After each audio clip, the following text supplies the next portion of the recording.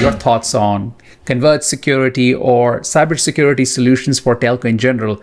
Where do you see the market going for that from the perspective of convergence per se, but in general, how are these two disparate systems of having a security product on your fixed and mobile and the eventuality of convergence? Where do you see this going?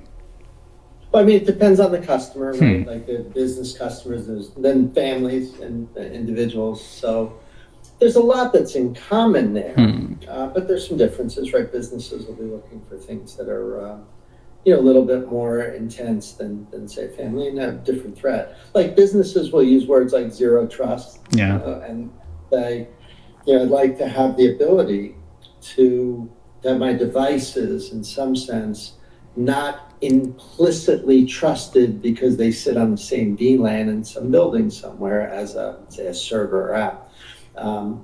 The sort of ubiquity, flexibility, and non-location specificity of mobility is what enables zero trust. I mean, you hear that term all the time in a business context. But as we get down to maybe smaller businesses and families, they're not.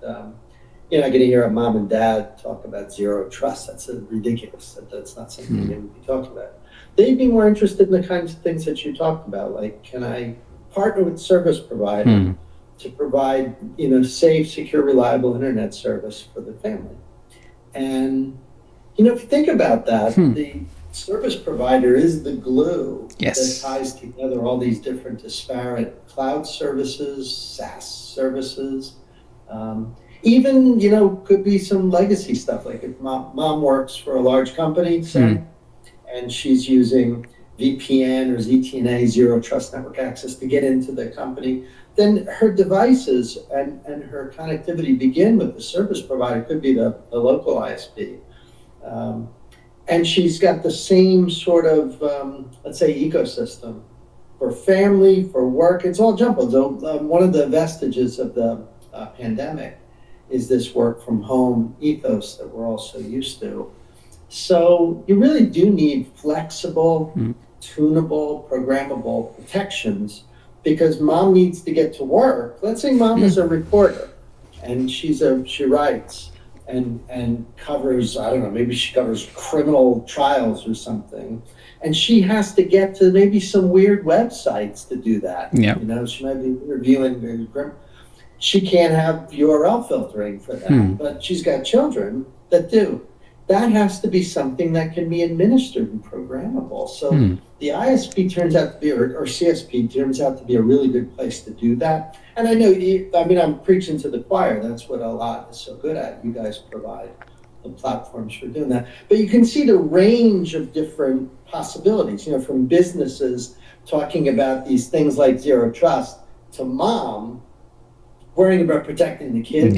There's there's a whole spectrum there. And if we had 2 hours, we could list out 100 threats that we worry about, from identity to you name it. All these different things that are some at minimum a nuisance, at maximum just terrifying.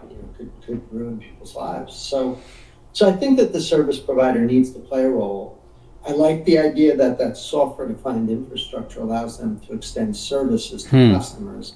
And I would imagine that with Convergence, there'll be a lot of product creativity around how you can offer a bundle to a family, to a small business, and they're going to buy. They're going to find that to be a very compelling service offer to complement the things they may be doing with apps or in the cloud, or with, if you have SaaS with, let's say, using Microsoft for your emails, many people do.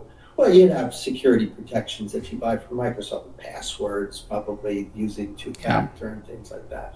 So it becomes a nice ecosystem, but the service provider plays an important role, and I think a growing role with the kind of smart infrastructure that we have in place today.